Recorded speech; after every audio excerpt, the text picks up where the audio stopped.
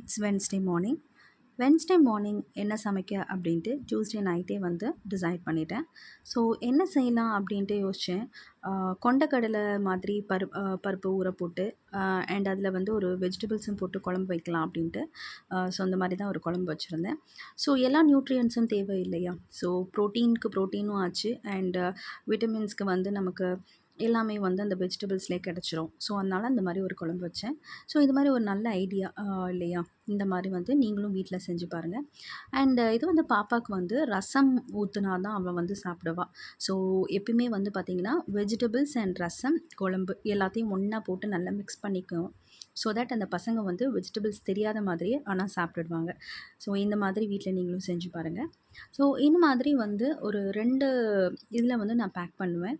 Next வந்து முட்டை வந்து வச்சுட்டேன். ஸோ இன்றைக்கி இவ்வளோ தான் சிம்பிளாக பண்ணிட்டேன். Thank you so much for வாட்சிங் மை வீடியோ.